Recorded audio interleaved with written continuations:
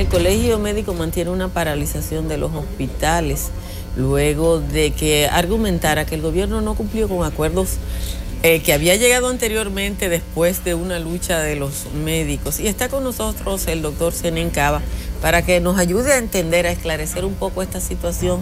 Doctor Cava, desde la esfera de los medios de comunicación y funcionarios del gobierno, medios de comunicación vinculados al gobierno también, se dice que es deshumanizante que los médicos, en una lucha por sus reivindicaciones particulares, paralicen los servicios en los hospitales públicos. ¿Cómo se le puede responder a eso? Mire, ellos han construido una matriz de opinión tratando de satanizar a los médicos y de, obviamente, victimizar, hacer la víctima del gobierno.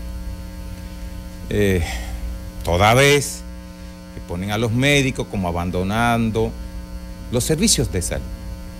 Es una actitud aviesa que nosotros rechazamos. De hecho, los hospitales, los 172 grandes hospitales del país, el gobierno lo tiene en virtual estado de desmantelamiento. Obviamente, quien comenzó esta huelga, quien tiene esta huelga nacional es el gobierno. Es una actitud, ¿cómo le llamaríamos? ¿Qué pasaría en un país donde la coherencia, la decencia, la sensatez predominen? ¿Qué pasaría en un país donde el gobierno cierra las instituciones hospitalarias, la red pública, donde va la gente pobre, donde la cierra virtualmente todas?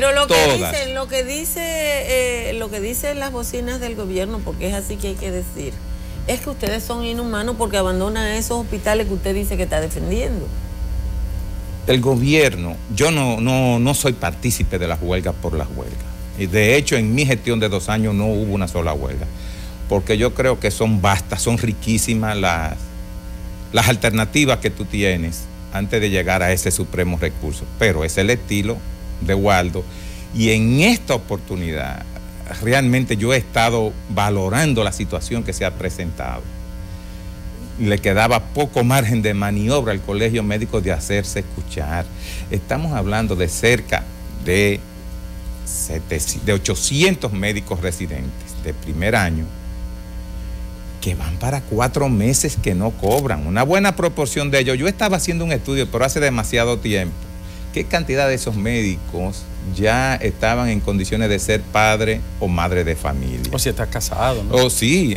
Pero si ustedes se fijan, la mayoría viven en condiciones de arrimo, porque tú con 36,000 pesos, 40,000, no puedes hacer muchas cosas. ¿Qué es lo que gana un residente? Entonces tú te ayuda a la familia y estás arrimado con tu marido o tu esposa en la casa de los padres de una de las dos. Si son muy valientes, se arriesgan y se mudan en un apartamentito. La realidad es que iban para 4 meses sin cobrar, pero además de esa situación, hay una cantidad importante, centenares de residentes de segundo año que todavía se le debe del otro año, lo cual desmiente a Nelson Rodríguez Monegro, que dice, no, eso pasa todos los años. No, señor, eso se viene acentuando en los últimos 3 años. Mira, Zenén, yo he hablado con médicos y me han hablado de esa misma situación, incluso hablé con 2 residentes antes de ayer. ¿Por qué el Colegio Médico, sabiendo que eso es verdad, no hace una propuesta pública como una especie de desafío en buena nota, diciéndole, miren, elijan una comisión, saquen una comisión que haga una auditoría con las autoridades del sistema de salud y con nosotros a ver quién tiene la razón? ¿Por qué no hace esa propuesta de forma, yo digo, hasta prudente? O sea, póngale la bola en la cancha y demuestre... Sí, pero la propuesta es correcta. Pero ante un ministro que dice, no, yo me reuniré con ustedes después de noviembre. Bueno, pero esos jóvenes están ahí sin cobrar. Mi maestra Altagracia y amiga, cuando salga de ahí, lo más probable es que vaya para pensión. Esos médicos son gente joven. Yo creo que es atinada la propuesta. Pero claro que sí. Solamente que este gobierno, ¿quién va a hacer la auditoría de la Cámara de Cuentos que se acaba de declarar en quiebra? No, se buscan auditores independientes y se hace una propuesta incluso de médicos que vengan. Yo la veo correcta, pero conociendo el elemento, como dice la canción de los compadres, la veo inviable por parte de ellos. Ellos no lo van a aceptar. Entonces quedarían mal ellos y se seguiría la huelga. Solamente usted tiene que intentar penetrar a la página de ellos de transparencia. Es una dificultad enorme del ministerio entrar a transparencia. Y de la oficina de Nelson Rodríguez Monegro, los servicios nacionales de salud todavía es más difícil. Pero yo lo asumo, yo creo que es correcto. Incluso pueden elegir algunas de las personalidades que participaron en el diálogo anterior. Bueno, sí, no, que están activas. A quien entienda. Porque yo creo que no tiene que haber una cerrazón que no permita poder identificar. Pero yo creo que José Joaquín Puello, Julio César Castaño, claro, y el rector de la Católica de Santo Domingo son personas que tú no lo puedes vincular. No, de hecho, esas tres personas pueden decir, sí, vamos. Yo creo que puede ser una de las propuestas a manejarse ahora. Ahora, como se dice, una especie de auditoría, sería una especie de... Yo digo una auditoría... Nada más que ir a los hospitales y preguntarle a los muchachos. Cuando yo hablo de una auditoría, me refiero a una auditoría de los acuerdos. Yo no me refiero a los otros, no. ¿Quién se mete en ese mamá? Ok, ya te... Yo me refiero a una auditoría de los acuerdos. No, de los hospitales no hay que hacer auditoría, porque nada más hay que ir con un teléfono y filmarlo. Sí. El desastre está ahí. Pero mientras eso acontece hay que resolverle a esos compañeros que no han cobrado. Bueno, ayer se le pagó una buena parte, pero cuando yo venía en el trayecto para acá, porque yo soy médico de hospital docente, hay una buena cantidad de ellos, sobre todo los residentes de tercer año, que solamente se le pagó una parte. Entonces, gracias a esos acuerdos y a esas presiones, porque ya iban para 2 años sin cobrar estos famosos 3 meses. Son timadores profesionales. Ok, espérate. Lo que tú estás diciendo es que ya van para 2 años sin cobrar esos 3 meses. Es que se ha hecho cultura que... Ya ellos lo estaban haciendo de esto una cultura, porque las directivas del colegio médico anterior a eran proclives al gobierno. ¿Quién estaba antes de Waldo? Pedro Sin. Y esos muchachos gritaron como aconteció. Pero tú dices que robarte 3 meses de los 12 que tú tienes que cobrar en el año. Ese es el nombre. Se los robaron. Pero una pregunta. Ahora lo han tenido que devolver con las presiones de Waldo. Pero hay una pregunta, Cené. Los residentes de primer año entran en un periodo en el que ya parece que el presupuesto y también las nóminas han cerrado, entonces eso dificulta el desembolso. Es uno de los argumentos que ha dicho el ministerio. Pero eso no es, todos los años entra es más, ellos lo han ido reduciendo. Todos los años se sabe que el 30 de junio entra una determinada cantidad de residentes. Eso está previsto. Y eso está así desde que en el país hay residencia médica, que comenzaron en 1965, después con Antonio Guzmán se abrieron en el 80, y todo eso. Por ejemplo, cuando yo entré a la residencia en el 87, yo nada más duré 1 mes, pero ya en el otro mes llegaron mis 2 meses juntos, y no se volvió a tener problema. Pero en estos gobiernos PLDistas se ha hecho cultura quitarle casi 6 meses, 4 meses a los pasantes que no se lo devuelven nunca. Eso es intolerable. Y con los residentes, ya eso se venía convirtiendo en una cultura. Pero lo que yo obviamente no entiendo en términos de la ejecución presupuestaria, yo recuerdo que en una ocasión tú estabas ahí y me decías que, por ejemplo, al hospital Moscoso Puello 70 millones de pesos. Son 70 millones, pero hay 2 meses que nunca le llegan. Al final, los 3 últimos meses, de octubre a diciembre no llega. No llega. Se ejecutan. Eso es tan común. Se ejecutan 9 meses. Si se ejecutan 9 meses. Pero presupuestan el año, ¿no? Presupuestan el año. Pero claro. Entonces, hay 3 meses que se pierden. ¿Dónde van? Esa es la pregunta del millón. ¿Dónde van? ¿A dónde irán? ¿Cómo ¿a dónde irán? Que nunca Entonces, ¿cómo es que en el Ministerio de Salud Pública no te pueden explicar, porque eso es un robo, que el dinero presupuestado para un hospital llega hasta octubre, o llega hasta septiembre, y octubre, noviembre y diciembre desaparecen, no le llegan a los hospitales, y el hospital va acumulando una deuda, porque el hospital sigue teniendo... Como todos que están endeudados. Una deuda grandísima tienen todos los hospitales. Los que escasamente están funcionando. Porque hay otra pregunta, Altagracia, ¿dónde están yendo los 70 millones, por ejemplo, que recibí el AIBAR? Porque está cerrado. Que está cerrado. ¿Dónde están yendo los 120 millones que recibí el Cabral IBAR, que también está en condiciones de semicierre? ¿Y a dónde está yendo todo este dinero? Porque duraron 3 meses dándole una parte al Moscoso Puello. 2 millones le sacaban de lo del AIBAR, 2 o 3 millones. No, eran 6. Y duraron 3 meses. Después dejaron de enviárselo al Moscoso Puello, porque es el mismo universo de pacientes. El que va al AIBAR es el que va al Moscoso Puello. Al Moscoso Puello dejaron de dárselo. Entonces dice, ¿dónde va toda esta friolera de dinero que sobra, excedente? Es una maraña. Senen, veo que las enfermeras y otros trabajadores de la salud se suman al paro. ¿Por qué? Sí, vi los odontólogos, porque también con ellos se ha dado la misma situación. Pero no porque ellos firmaron acuerdos, no dentro de los acuerdos del colegio. Aparte. Ellos firmaron sus acuerdos y también los han violado olímpicamente. Están siendo violados. Y vi que los odontólogos ayer se sumaban al paro y vi que las enfermeras también, sintiéndose burladas, aprovechan la corriente. En el caso de las enfermeras había dos demandas. Uno, la jubilación de una cantidad de enfermeras. Lo que pasa es que ellas se aislaron y se dejaron convencer y fueron y firmaron solas y salieron muy sonrientes. Una parte. Salieron muy sonrientes. Así fue. Con Montalvo en el palacio. Dígale a Montalvo que le resuelva ahora. Una parte se reunió con Montalvo y llegaron a ese acuerdo. La otra parte no. Yo estuve trabajando en la maternidad de Nuestra Señora de la Altagracia y la edad de las enfermeras de la maternidad es una cosa... Las enfermeras dominicanas están súper explotadas. Hay 0,4 por cada 1000 habitantes, cuando el promedio debe ser de 6 a 10. ¿Cómo es? Hay 0,4 enfermeras por cada 1000 pacientes. Es decir, una enfermera dominicana tiene que partirse en 50 para poder atender el volumen de pacientes. ¿Cuántos pacientes tiene que prestar servicio una enfermera en un hospital? Depende del área, pero en promedio debe haber alrededor prácticamente de enfermera, casi, pasa en otros países, casi de enfermera por paciente.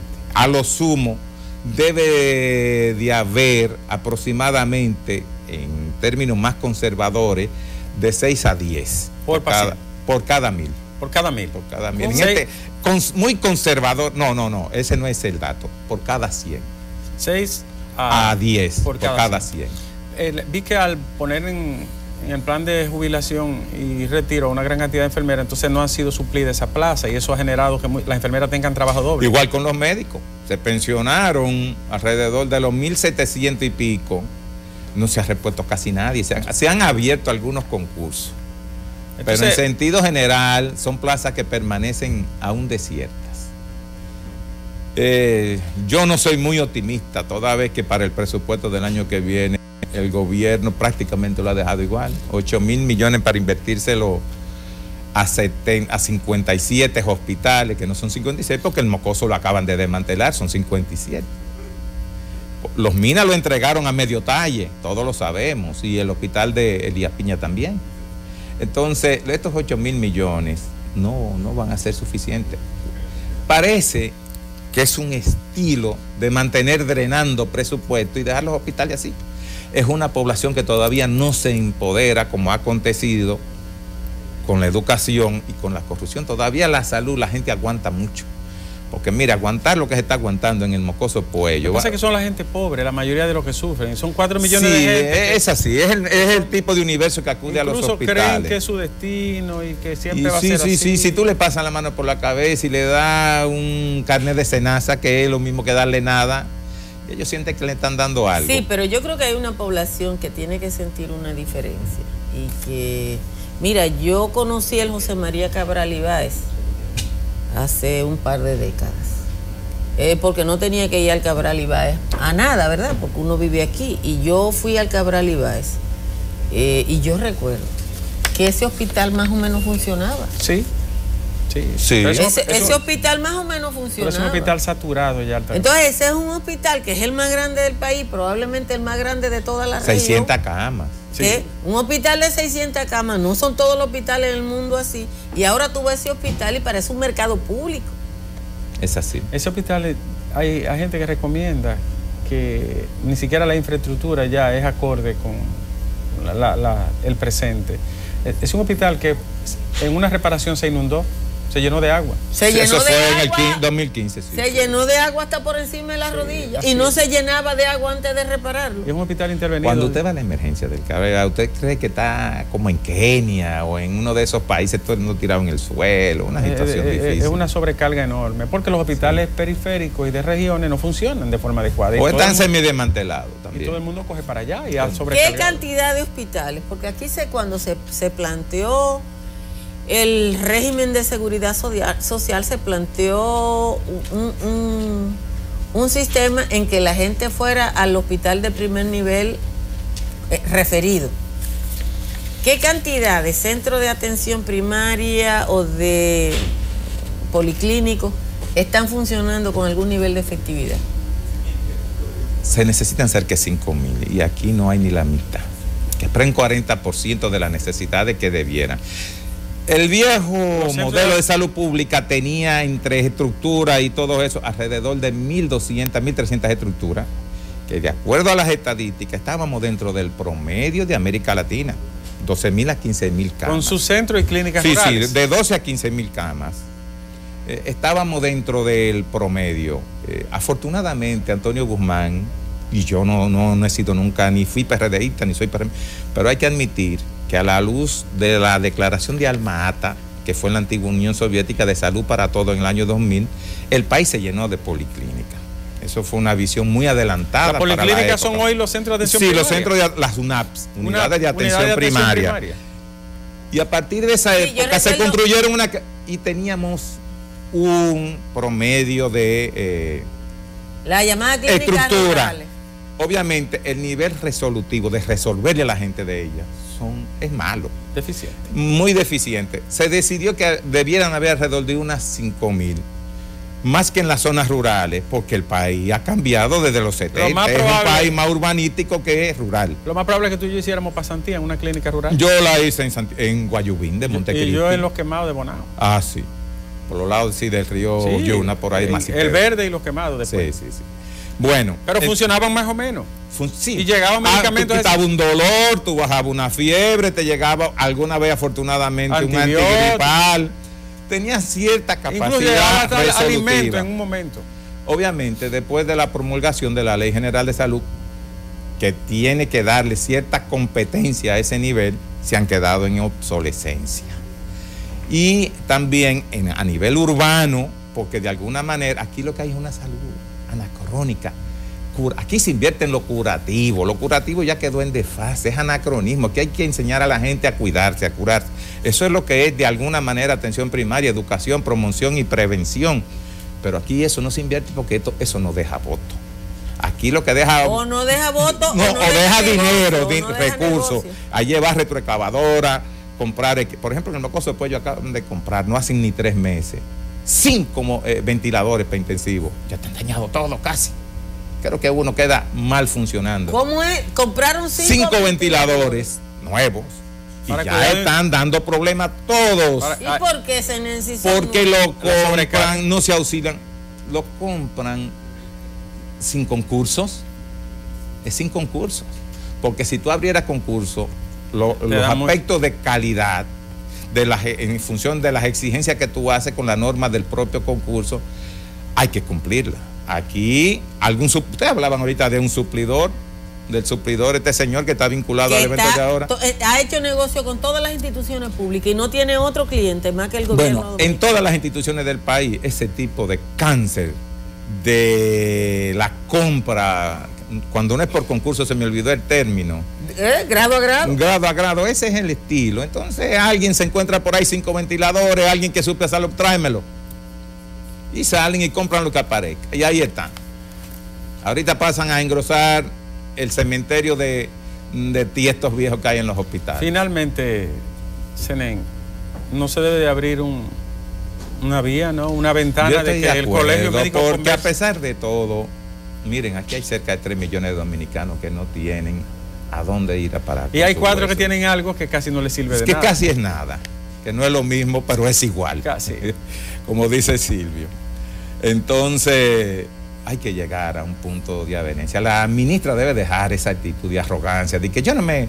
Y dejar de estar diciendo de que esto es campaña electoral. Ella no es de referencia, porque ella fue la que lideró la huelga más grande. Claro, 5 meses. Eso en el pasado. ¿Cómo que en el pasado? Miren, yo voy a decir algo. Hay que desmontar el discurso de ellos, de que Wilson tiene en estos momentos, que es el candidato al que ellos del colegio médico. Wilson está remontado por encima del 60%. No necesita de huelga, ni que Waldo haga huelga. Eso es un San Benito. Lo que está pasando es que ellos han incumplido con los acuerdos. Pero puede llegarse a... Yo creo, como dices tú, Nieves, pienso que las personas que nos están acompañando en calidad de mediadores tienen toda la potestad y el conocimiento de establecer cuáles son los acuerdos que no se han cumplido. O sea, ellos lo saben. Solo hay que verificar. Exactamente, y nosotros estamos dispuestos. Nada más estamos a la espera de que el ministerio... Waldo lo dijo, llámenme y vamos. Llámenme y vamos. Pero no, quienes parecen que están en campaña son ellos. Bueno, son ellos. Muchísimas gracias al doctor Semencaba por haber estado con nosotros esta mañana describiéndonos el cuadro que ustedes ya todos conocen. El sistema hospitalario dominicano está desmantelado y no hay quien escriba para allá.